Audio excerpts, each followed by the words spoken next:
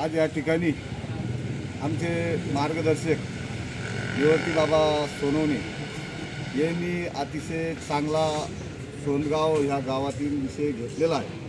अनेक जो विषय घेतलेला आहे अनेक दिवसापासून ते पाठपुरावा त्या ठिकाणी करत आहेत आणि प्रत्येक ठिकाणी आम्ही त्यांच्या सोबत आहे।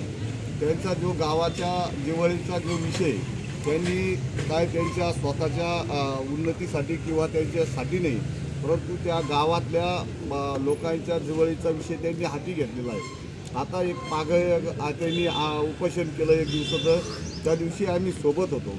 त्या दिवशी काही अधिकाऱ्यांनी त्या ठिकाणी येऊन आणि त्यांना सांगितलं की तुम्ही उपोषण मागं घ्या आणि जो विषय आहे तुमचा विषय जिव्हाळीचा की 100 फुटाचा त्या ठिकाणी रस्ता होता, त्या ठिकाणी नाला म्हणून त्यांनी अधिकाऱ्यांनी नाला त्याची नोंद करून आणि त्या ठिकाणी सिमेंट बांधारा बांधला म्हणून त्या ठिकाणी मोठ्या 2-4 गावाला जाणारा रस्ता त्या ठिकाणी 100 फुटाचा असल्याने बाजूला फक्त 7 ते 8 फुटाचा रस्ता राहिला।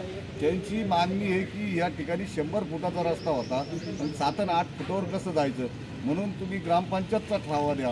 मग त्या दिवशी त्यांनी अधिकाऱ्यांनी ग्रामपंचायतचा ठराव मागितला आणि आम्ही तो पाडतो नाला।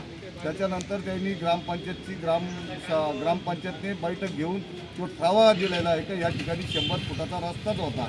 मग ह्या अधिकाऱ्यांना जर ग्रामपंचायत म्हणत असेल 100 फुटाचा रस्ताच होता तर अधिकाऱ्यांना त्याच्यात काय अडचण आली नेमकी, त्यांचा काय बळी घ्यायचा आहे का? त्यांचा जर बळीच घ्यायचा असेल तुम्हाला तर आम्ही त्यांच्यासोबत आहे।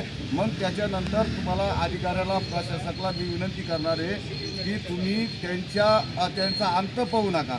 त्यांचा अंत जर तुम्हाला पाहायचा असेल तर आम्ही मी माझ्या धनगर समाज संघाचे संभाजीनगर जिल्ह्याच्या वतीने संपूर्ण ताकदीनिशी आम्ही त्यांच्यासोबत आहे। आमचे राजूभाऊ आसन भ्रष्टाचार मंचचे प्रदेश उपाध्यक्ष आणि अनेक विविध संघटनातले पदाधिकारी त्या ठिकाणी अनेक त्यांच्या पाठपुराव्याला पाठिंबा दिलेला आहे। परंतु उद्या जर काही कमी जादा झालं तर त्याला संपूर्ण प्रशासक जबाबदारी हीच या निमित्ताने